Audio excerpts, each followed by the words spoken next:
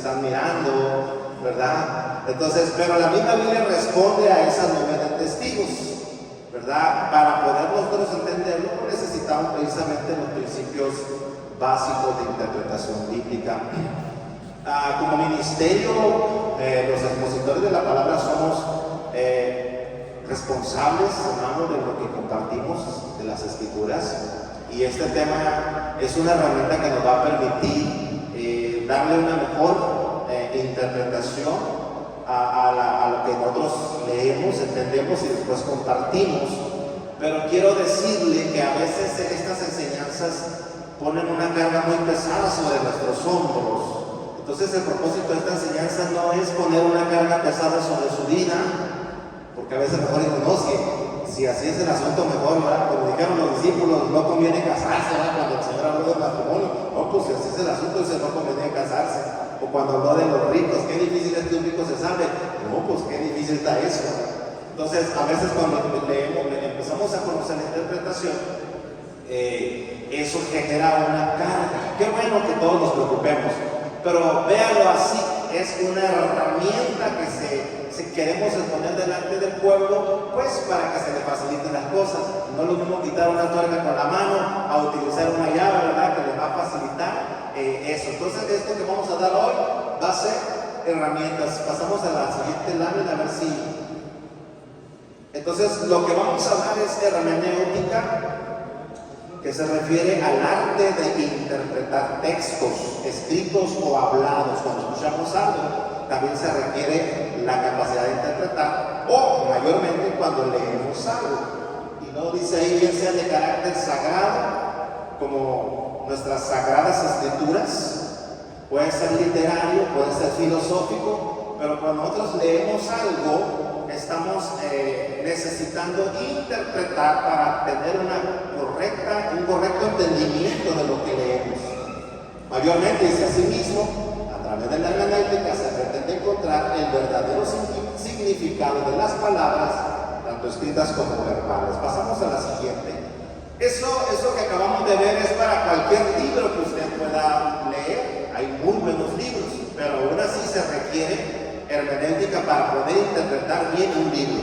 Mayormente cuando hablamos de las Sagradas Escrituras, siendo un libro, siendo escrito, tiene ciertas reglas para poder interpretar la palabra que está ahí. Por eso ya aquí cuando hablamos de hermenéutica bíblica, dice, la hermenéutica bíblica tiene como propósito el estudio de los principios, las reglas, los métodos, para realizar una adecuada interpretación de los textos bíblicos, a fin de comprender su significado. Entonces, eso es hermenéutica, de lo que vamos a hablar hoy.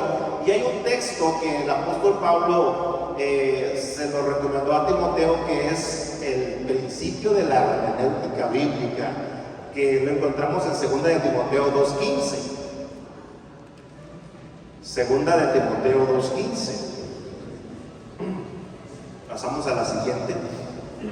Esa escritura nos dice: procura con diligencia presentarte ante Dios como un obrero que no tiene de qué avergonzarse, porque dice que usa bien la palabra de verdad.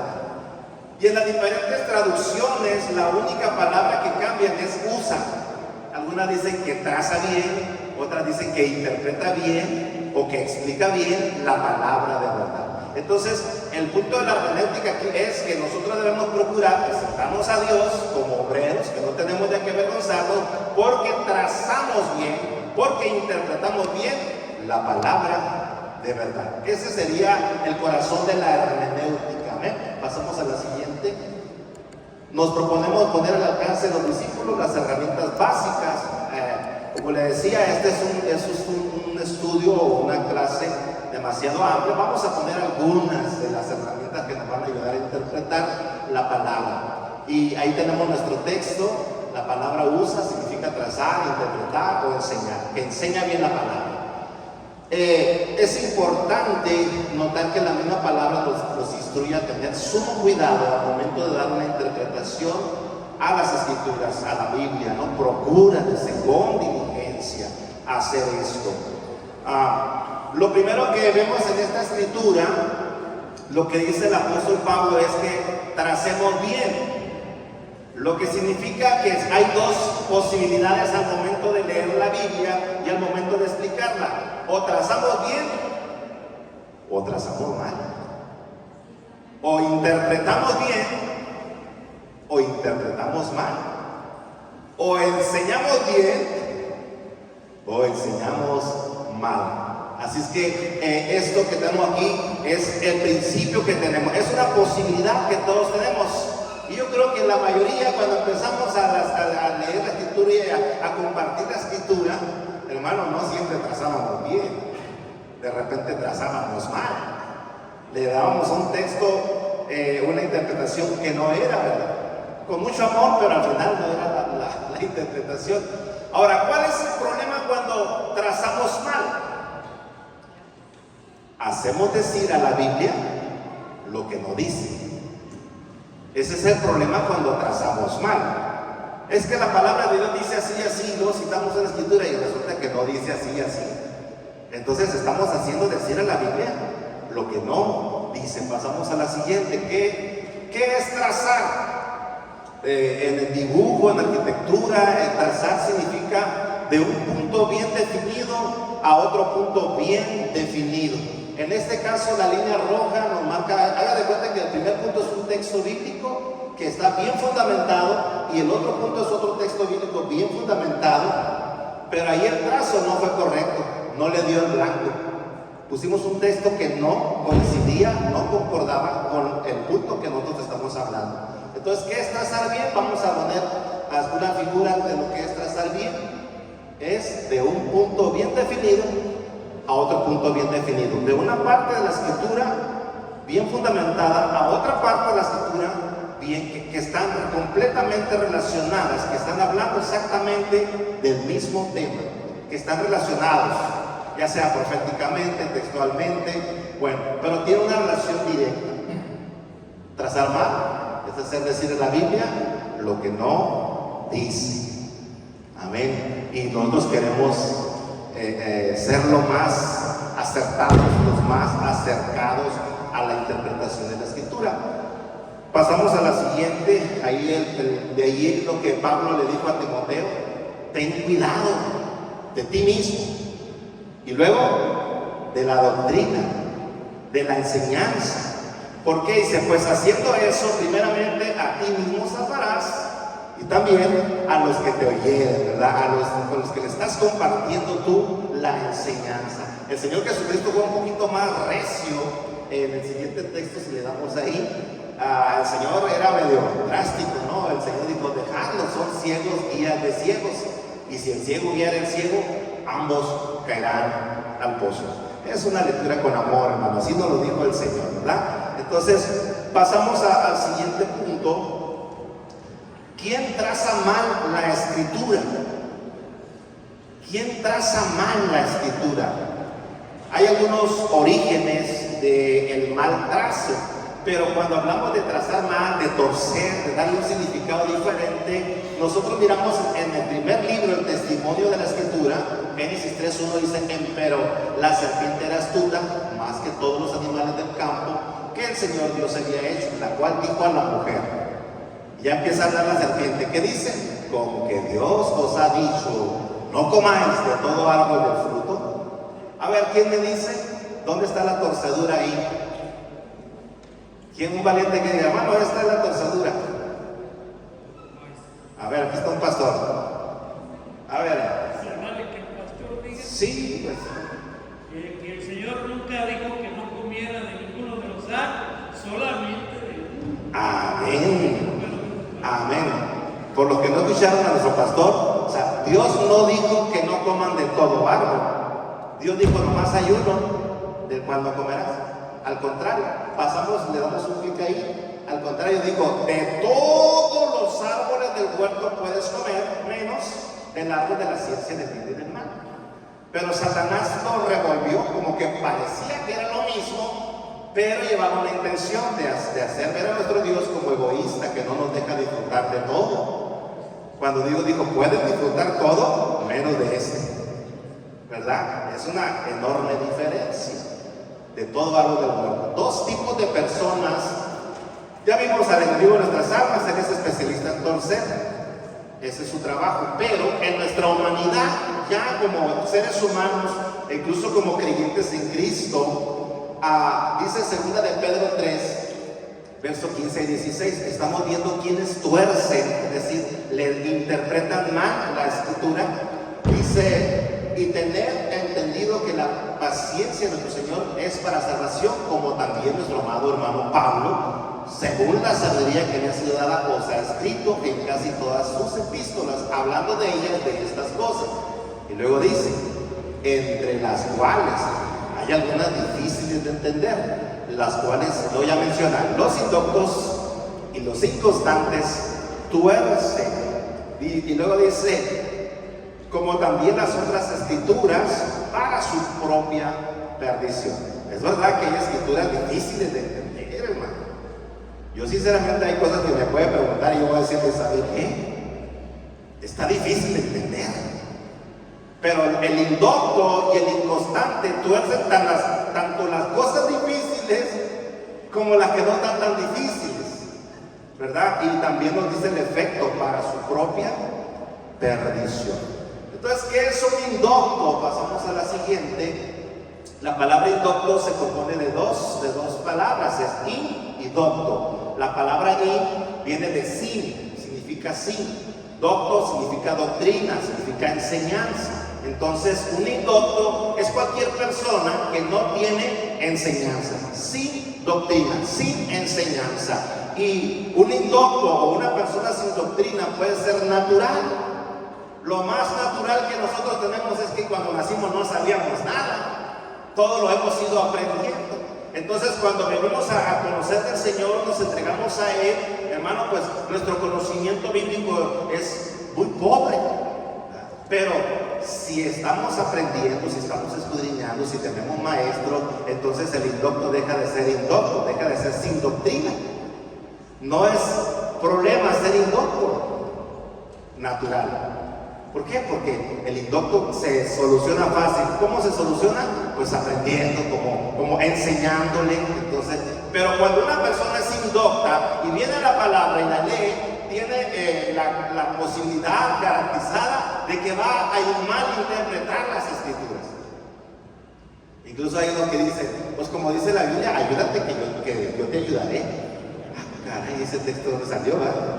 Pero a veces utilizamos expresiones que creemos que están en la Biblia y ahí hacemos una disertación cuando ni siquiera está en la Biblia, pues no tengo conocimiento de ella. Aparte de los indoctos, también están los inconstantes. ¿Qué es un inconstante? Pues aquel que no persevera nada.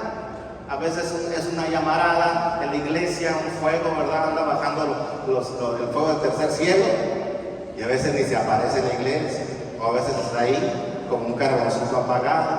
Es inconstante para todo. Un mes va a la iglesia, otro mes se los pierde. Para todo lo que hace en la vida tiene inconstancia.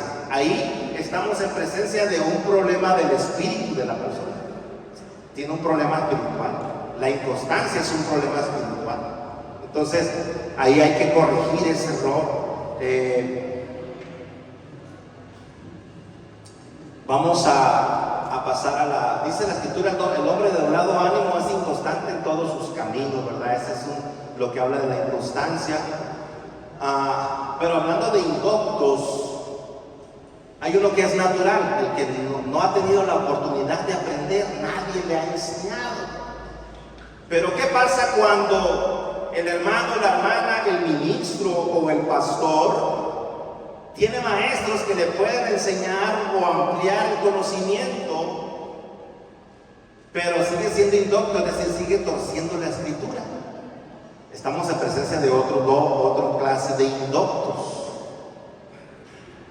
Dice, hay indoctos que su falta de doctrina puede deberse a un problema en su espíritu. Ya no es natural porque nadie le enseñó, si tiene quien le enseñe. Y este es un problema más grave cuando nos encontramos delante de individuos que no se dejan enseñar. No sé si usted conoce alguno. No voltee a verlo, no voltee a verlo porque se lo va a descubrir. Le digo que no lo deje. Pero dice el proverbio, dice, ¿has visto hombre sabio en su opinión? Más esperanza hay del necio que del sabio en su opinión. Porque aquel que ya lo sabe todo, ¿qué me va a decir el pastor Daniel a mí? Yo ya lo sé todo. Cuando hay un mundo de riqueza que el hermano me puede compartir a mí, pero si yo soy un indocto de mala fe, porque mi espíritu está dañado, yo ya no voy a recibir de nadie. Yo me voy a creer que yo todo lo sé. Y a veces no es entre pastores, a veces hay hermanos que creen que saben más que el pastor. Si el pastor me diera púlpito, hubiera como yo predico, ¿verdad? Y pues, ¿qué pasa? Torcemos la escritura. Esto ya no es falta de doctrina, sino una enfermedad espiritual que necesita ser desarraigada.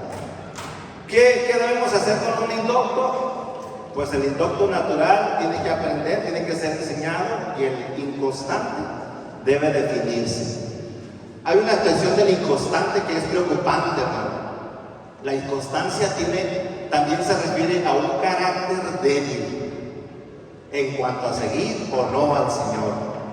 El individuo a veces es un tizón encendido y otras veces un carbón apagado, un mes está firme y el otro ya no. ¿Qué pasa con este tipo de personas? Así, con esa inconstancia para todo, al momento de llegar a la escritura, escucharon un YouTube por acá, un apóstol por allá, al pastor, leyeron un libro, leyeron un montón de cosas, pero como son inconstantes en todo, ni terminaron de escuchar la enseñanza, ni el libro, ni nada, a la hora de querer estudiar la palabra, tiene una mezcla de ideas y no está definido en nada. Es decir, no sabe ni dónde está parado, pero quiere interpretar la escritura y luego la quiere enseñar. Por eso dice el comentario, es inconstante para todo, para el estudio, para la oración, la asistencia a los cultos. ¿Cuál es el resultado a la hora de estudiar o compartir la palabra? No sabe ni dónde está parado, pues su conocimiento es una mezcla de lo que escucha aquí y allá y de sus propias conclusiones.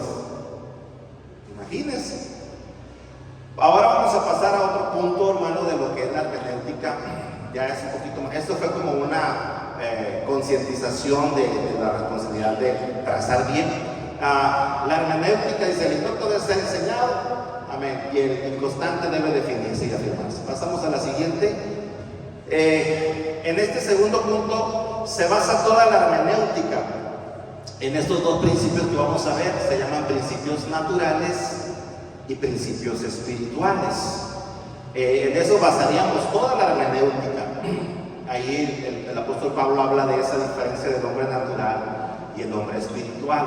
Para la palabra del Señor se requieren de las dos maneras, la natural y la espiritual, aunque el contexto de esta palabra es mucho más profundo, pero para poner un ejemplo de las dos líneas, ¿no? La natural y la espiritual. El hombre natural no percibe las cosas que son del Espíritu de Dios, porque le son locura y no las puede entender, porque se han de examinar espiritualmente. Y diríamos que ese es el fundamento de la interpretación bíblica. Sin embargo, todo libro necesita tanto principios naturales como principios espirituales. Y vamos a hablar un poquito acerca de eso. Los dos ámbitos de la interpretación bíblica: hay principios naturales y hay principios espirituales. Son herramientas que Dios nos ha dejado para poder darle una mejor interpretación a las escrituras.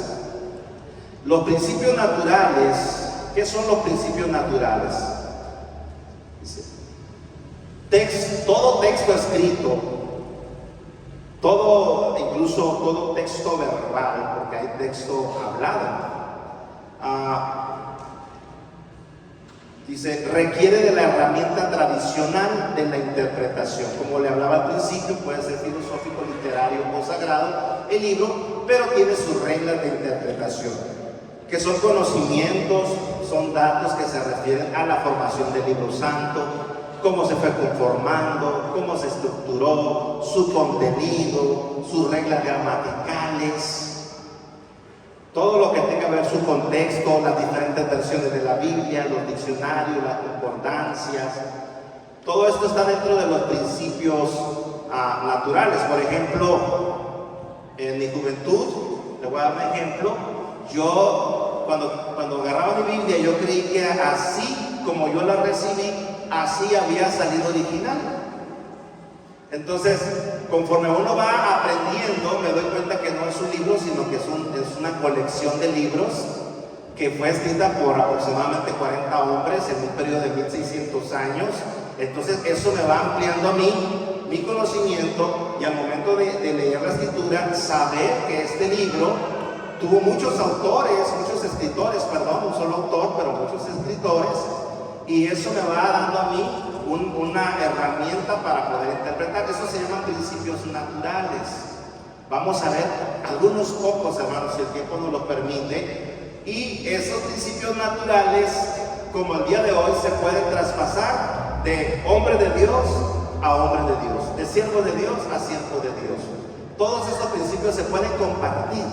Por eso hoy yo le voy a compartir algunos principios naturales, conocimientos, datos, reglas. Todo eso lo vamos a compartir, aunque ahora va a ser un poquito nada más, pero es lo que hacen los principios naturales. Así dice 2 de Timoteo 2:2. Dijo Pablo: y lo que has oído de mí, entre muchos testigos, esto encarga a hombres fieles que serán idóneos para enseñar también a otros. Se va traspasando la enseñanza dentro del pueblo de Dios.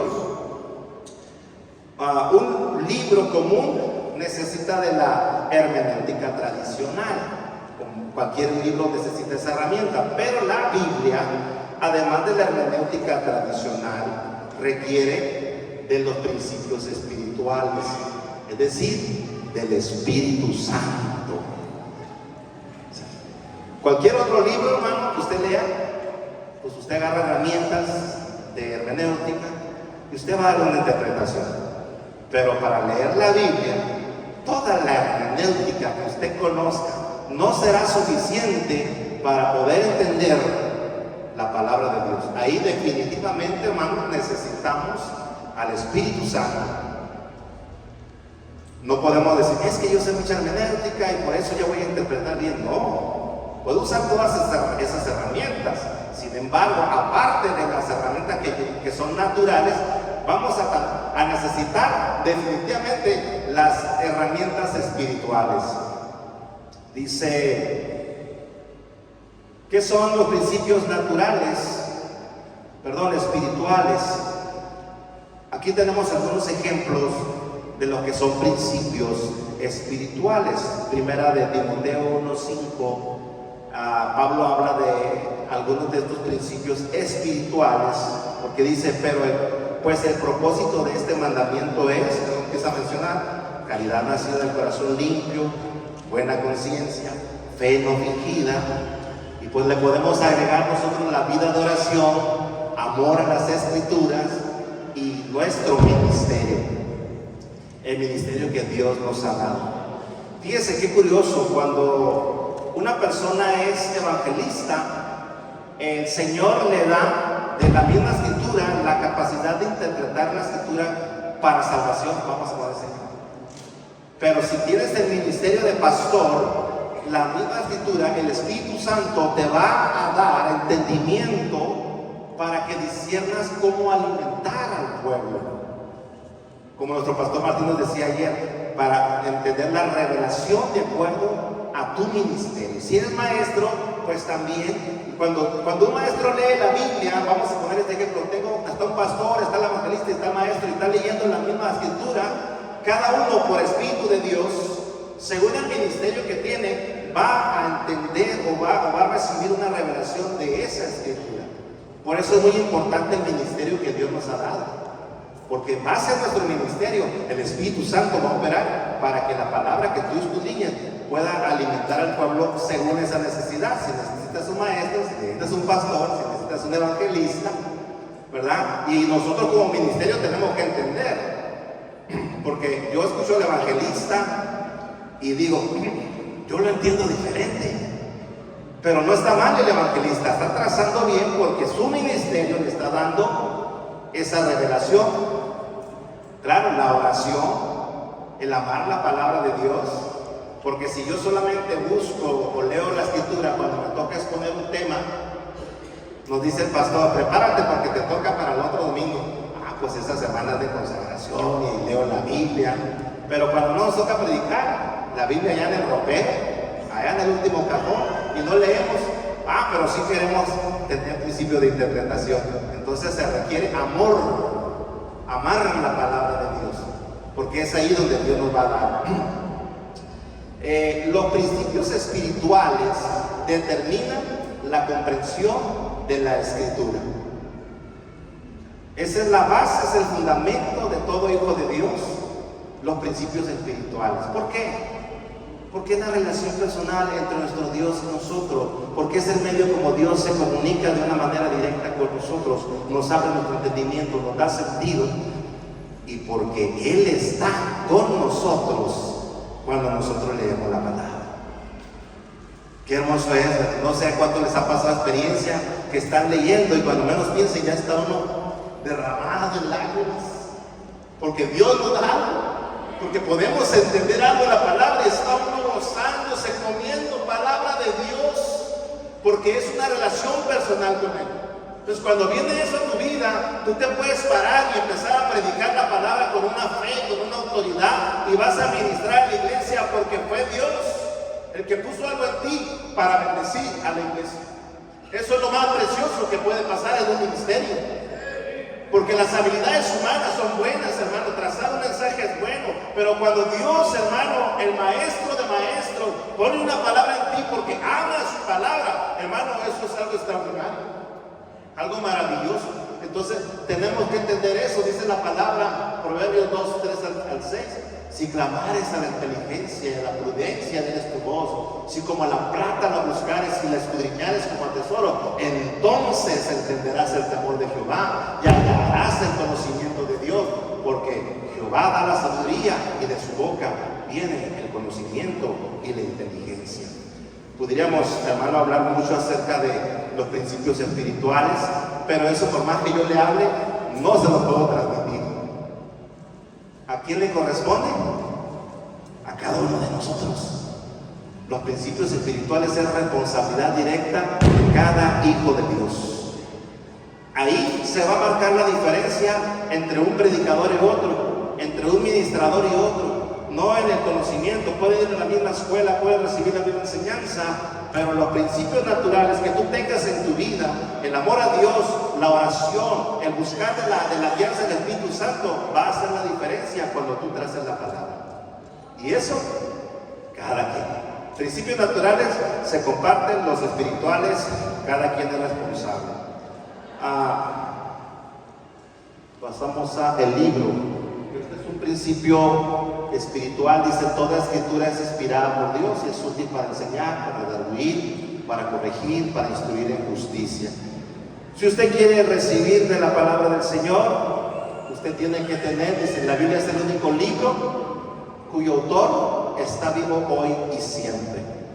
¿Qué quiere decir? Que así usted esté en un desierto, en una casa, en un cuarto encerrado y solo, pero si tiene la palabra y usted quiere recibir algo de Dios, ahí está Dios con usted.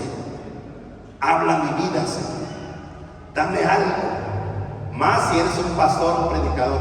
Yo quiero algo para el pueblo. Y cuando usted está escudriñando, no está solo, el Espíritu Santo está con usted para darle la palabra. Se puede leer en todo lugar o a cualquier hora con la ayuda del autor, a través de su editor, porque es el precioso Espíritu Santo de nuestro Dios. Bien, ahora vamos a pasar a otra parte. Ya vimos la responsabilidad, ya vimos nosotros los principios naturales espirituales de manera breve. Ahora le voy a compartir unos secretos o unos principios naturales que le van a ayudar al momento de leer la escritura. Pudiéramos también, hermano, hacer prácticas, pero no nos va a permitir mucho el tiempo. La división de capítulos y versículos es algo que todo estudiante de la escritura debe de saber, todo lector de la escritura debe de saber que nuestra Biblia, como la conocemos ahora, incluso ya en un libro, en una colección, en capítulos, en versículos, no fue originalmente así. Los que escribieron la palabra no lo hicieron de manera, el capítulo 1, verso 1, y ahora sigue el verso 2, y ahora sigue el verso 3.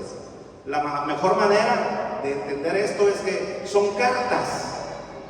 Entonces, cuando usted escribe una carta, no pone capítulo número 1, querido papá, te escribo con esto, punto, verso 2, y no, ¿verdad? Usted escribe de corrido toda su carta. Entonces, la escritura, la Biblia fue escrita así, de corrido, como cartas, en la antigüedad como rollos, como pergaminos, así fue escrita la palabra. ¿Por qué tiene ahora capítulos y versículos?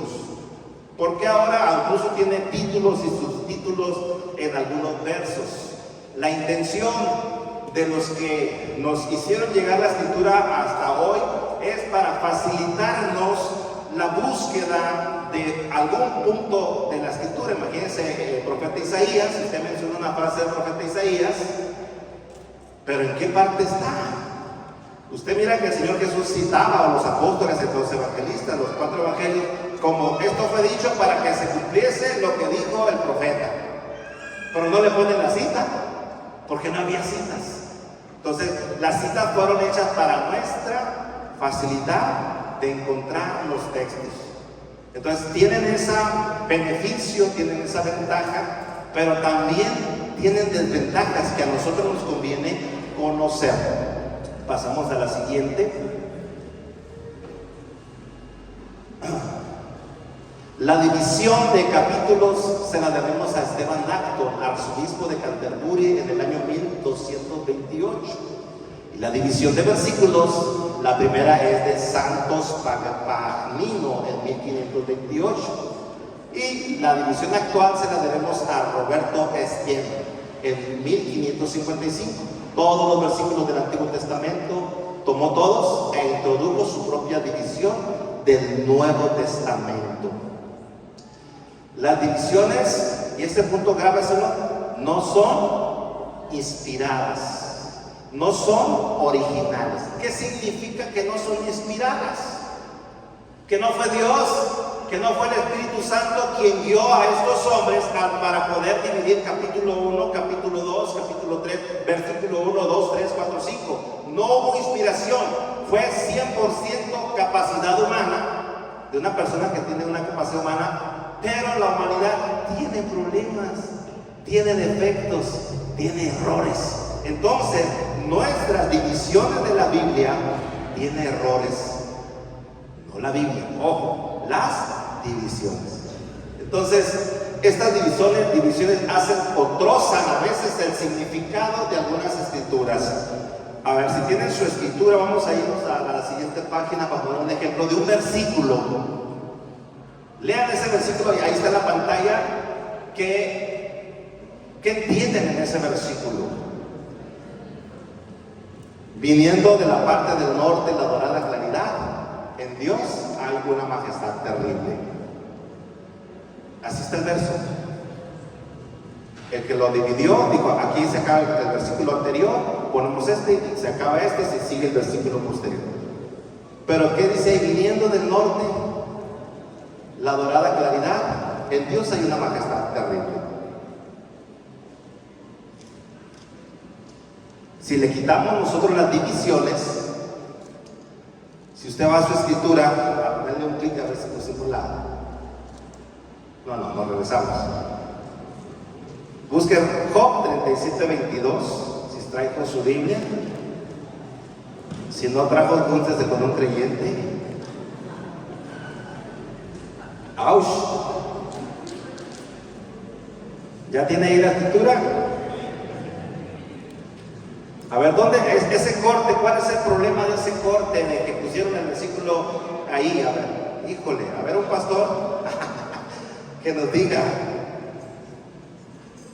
Le voy a explicar. Si usted tiene su Biblia en la mano, leemos desde el verso 22. El pensamiento de la naturaleza, el verso 21, perdón. Dice el verso 21, mas ahora ya no se puede mirar la luz esplendente en los cielos. Luego que pasa el viento y los limpia. Sigue hablando del viento, viniendo del norte, la dorada claridad. Hasta ahí se debería acabar el verso 21. A ver, vamos a ver si te puedo explicar. Lea el verso 21 y el 22 hasta donde dice la dorada claridad. Ese sería el verdadero corte. Se lo voy a leer yo. Mas ahora ya no se puede mirar la luz esplendente en los cielos, luego que pasa el viento y los limpia, viniendo del norte la dorada claridad. Hasta ahí se debería haber acabado, y de ahí seguiría el otro verso. En Dios hay una majestad terrible, Él es el Todopoderoso, al cual no alcanzamos, grande en poder y en juicio y en multitud de justicia, no afligirá. ¿Cuántos la cacharon? ¿Cuántos captaron? Que si lo leemos como está ahí, no lo vamos a entender, tenemos que, porque se hizo un mal corte. Ahora, no solamente en un verso, también se hicieron malos cortes en los capítulos. Y aquí es donde, no sé cuántos se acostumbran a leer la Biblia por capítulos. Usted lee Mateo capítulo 2, 3, 4, 5, cierra su Biblia, al día siguiente empieza con Mateo capítulo 6. Y da por hecho que el capítulo 5 era un tema que ya no tiene nada que ver con el tema del capítulo 6. Por eso cuando leemos el capítulo 6, verso 1, no entendemos, bueno, ¿a qué se referirá esto, no? Vamos a mirar Mateo 16, verso 27 y 28. Ahora vamos a un ejemplo de corte. Híjole, apenas voy a la mitad.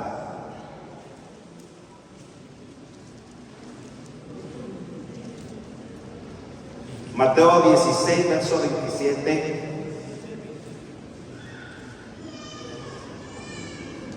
En adelante. Dice la palabra del Señor. Del verso 27 le dice, porque el Hijo del Hombre vendrá en la gloria de su Padre con sus ángeles, y entonces pagará a cada uno conforme a sus obras. De cierto digo, verso 28, que hay algunos de los que están aquí que no gustarán la muerte hasta que hayan visto al Hijo del Hombre viniendo en su reino. Terminó su lectura, cierra su Biblia, al día siguiente usted la abre, y luego dice el verso 17, 6 días después Jesús tomó a Pedro, a Jacobo y a Juan, su hermano, y lo llevó aparte de un monte alto y se transfiguró delante de ellos, y resplandeció su rostro como el sol, y sus vestidos se hicieron blancos como la luz. 6 días después de qué?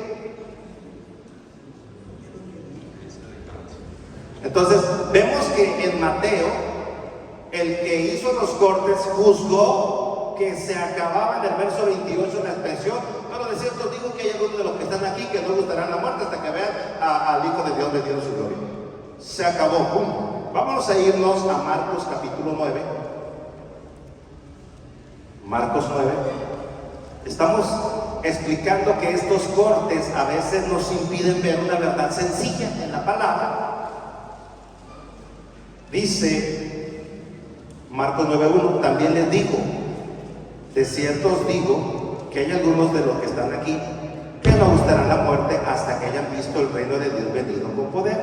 6 días después Jesús tomó a Pedro, a Jacobo y a Juan y lo llevó aparte solos a un monte alto y se transfiguró delante de ellos. ¿Cuántos identificaron el corte diferente en Mateo y en Marcos? ¿En cuál de los dos se entiende mejor que los discípulos, Jacobo, Pedro y Juan, eran de los que estaba hablando, que fueron los únicos que pudieron ver al Señor Jesucristo transfigurado en su gloria? Se cumplió 6 días después. Sin embargo, en Mateo usted se puede quedar con una laguna y decir, ¿por quién sabe? ¿Cuándo se cumplió? O la Biblia tiene un error porque nunca se cumplió, no da testimonio que cuando ahí mismo se da la interpretación. Recomendamos entonces, hermano, leer la palabra de Dios de corrido, hermano. Acostúmbrese, si usted quiere descubrir cosas preciosas en la palabra, usted olvídese de los capítulos y versículos y lea la escritura de corrido. Y va a encontrar muchas verdades, muchas, ¿cómo se puede decir? Que están pegadas los pensamientos, las ideas, las historias. Pero debido al corte, nuestra mente dice, no, aquí ya es otra cosa, aquí es otro tema, cuando la palabra es muy sencilla. Amén. Otra de las cosas que son bien sencillitas, hermano, pero qué importantes son las conclusiones, los puntos y las comas. Viene ahí la de los héroes de la fe, ¿no? Hebreos 12, 1 y 2. Vamos a encontrar ahí, hablando de conjunciones, puntos, comas, el además, el por tanto, el pero, el entonces. Dice, aprenderá también a darle la importancia debida a las conjunciones. ¿Qué son las conjunciones? Vamos a hablar ahora de español, de gramática, ¿verdad? Vamos a hablar, ¿qué son las conjunciones? Esas las aprendimos en la escuela, nomás que como que se nos olvidan. Pues conjunción es lo que une una idea con otra idea. Lo que une un mensaje con otro mensaje. Entonces, tan importante es una coma.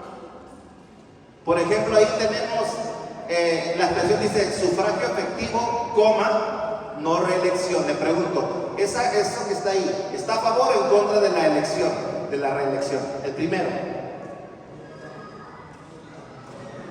Está en contra, dice, no queremos. Sufragio efectivo, no reelección. Ok, vamos a cambiar la coma. Sufragio efectivo, no reelección. ¿Qué cambió en las dos palabras? Una coma. Entonces, por una coma, nosotros podemos dar una mala interpretación del texto. Bien. Las conjunciones, hermano.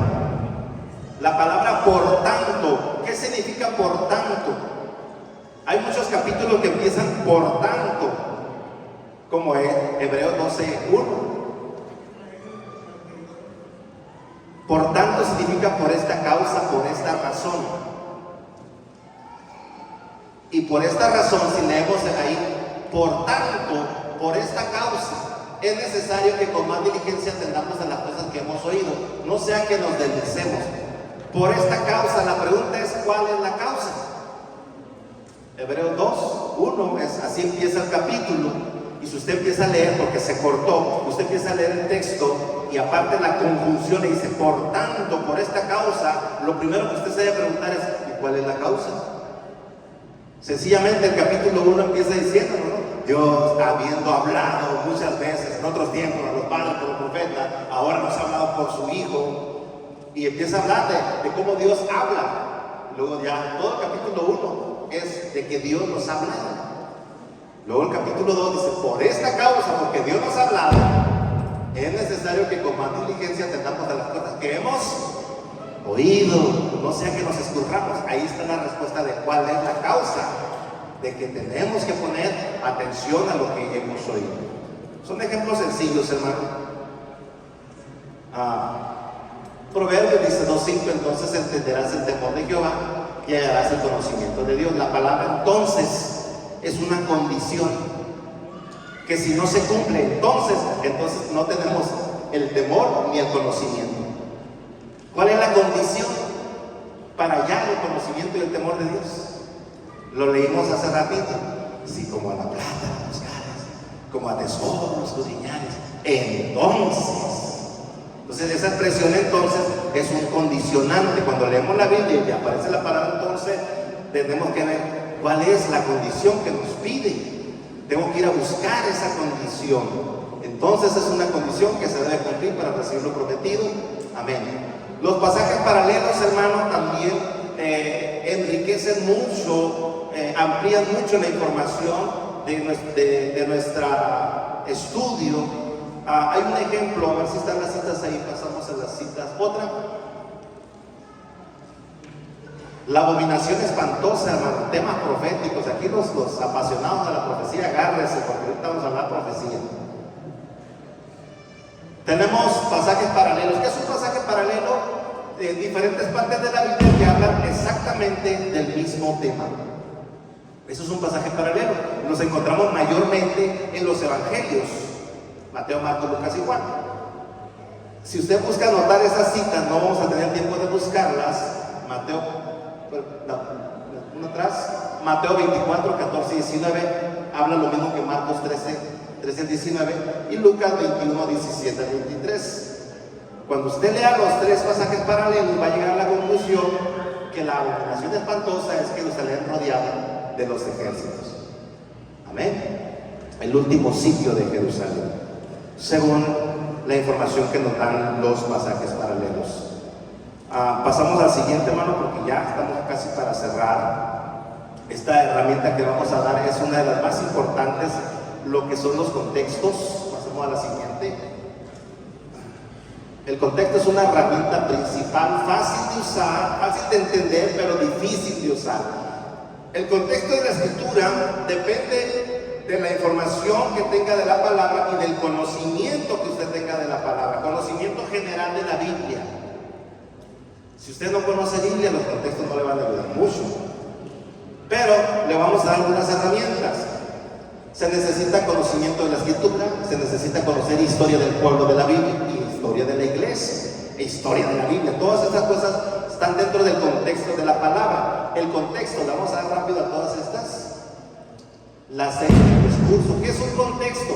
La serie del discurso. Dice, ¿a quién fue dirigido el mensaje? ¿En qué tiempo fue dirigido el mensaje? ¿Qué costumbres había? ¿Qué estaba experimentando el que dio el mensaje? El estilo literario del escritor, si era biográfico o poético. ¿Qué es un contexto? Dice, nunca podremos interpretar correctamente las palabras de una persona si desconocemos del todo las condiciones que le rodeaban en el momento que las pronunció.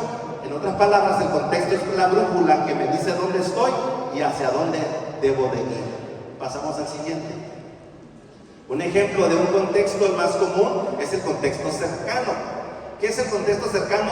Lo que está antes del texto que estás leyendo o interpretando y lo que está después del texto que estás leyendo o interpretando. Ese es un ejemplo, 1 Corintios 15 y 19. Imagínense que usted le marca ese texto, dice esa escritura: si en esta vida solamente esperamos en Cristo, los más miserables somos de todos los hombres, o los más dignos de consideraciones somos de todos los hombres. Se acabó el texto. ¿Cómo lo puede explicar?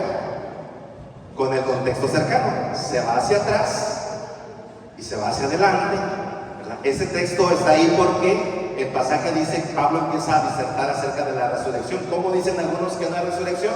Si no hay resurrección, Cristo no resucitó, van a nuestra fe, van a nuestra predicación. Empieza a disertar acerca de eso y luego dice, si Cristo no hubiese resucitado, los más dignos de consideraciones seríamos. Pero el siguiente texto dice, mas ahora Cristo ha resucitado, primicia de los que durmieron es hecho. Entonces, ese texto tiene una explicación muy sencilla. Pasamos al siguiente. Híjole, esa es una tarea. ¿Cuántos han leído que dijo Jesús, no hagáis tesoros en la tierra donde el ladrón mide y el orín corrompe, mas hacemos tesoros en los cielos? Se la voy a dejar de tarea. ¿Cuáles son esos tesoros? Ya le di la herramienta del contexto cercano. No voy a decir que la casa, que el carro, ¿eh? Jesús dijo cuáles son esos tesoros, no tenemos que inventarlos. Pero cuáles son los tesoros que tú puedes hacer en el reino de los cielos. Porque Jesús dio ese ejemplo, ¿no? Bueno, se lo dejo de tarea. Quítalo para que no lo vean. No, yo explicando y aquí ya todos apuntando, ¿verdad? Tomándole foto. El contexto lejano, hermano, este es un poquito más complicado porque muchas veces algún suceso que pasó en Génesis lo replica acá alguno de los apóstoles o el mismo Señor Jesucristo está hablando de algo, hermano, y no lo vamos a entender a menos que tengamos la información del contexto de ese mismo suceso, pero dicho en Génesis, en Levíticos o en alguno de los profetas. Ese es el contexto lejano. Seguimos la que sigue. Preguntas de apoyo para entender mejor un texto. ¿De qué o de quién está hablando el pasaje? ¿A quién dirigieron estas palabras o por qué se dirigieron? Ese es un ejemplo en Proverbios. Dice, porque a causa de la mujer ramera el hombre ha reducido un bocado de pan y la mujer caza la preciosa alma del varón. Usando esa herramienta, ¿de cuántas mujeres está hablando el texto? Pasamos a la siguiente, la respuesta rápida. ¿Cuántas mujeres se mencionan en ese texto? 2 mujeres. Una es ramera y la otra es adúltera. Porque la ramera, dice, se conforma, mira al hombre y dice, aquí ya saqué para comer hoy. No le interesa el hombre, le interesa el billete. Pero la adúltera no quiere el billete, se quiere quedar con todo el hombre. Entonces, ahí en ese texto, con simples preguntas, sacamos más información. Seguimos. Lo pasamos ese, que no tenemos trabajo en equipo. Contexto cultural, que se refiere a los valores, las costumbres, las creencias de grupos sociales que influyen sobre un hecho determinado. Cualquiera que te cargue una milla ve con él 2. ¿Cómo lo aplicas hoy a tu vida? ¿Alguna vez alguno de ustedes lo han cargado? Una milla y usted dice, no, yo voy 2. ¿Verdad? Eso es un contexto o un suceso que pasaba en aquellos tiempos bajo el Imperio Romano. Pasamos a la siguiente. Disculpe que no se los pueda explicar bien, pero ya terminamos. Pasamos a la siguiente. Conclusión.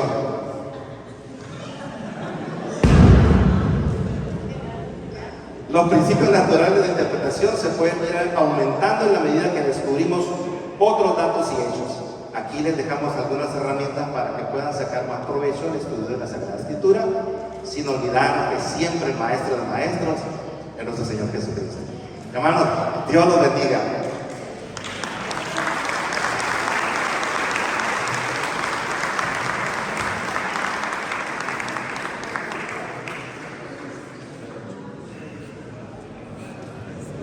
Gloria a Dios. Se me hace que vamos a tener que organizar otro seminario, hermanos.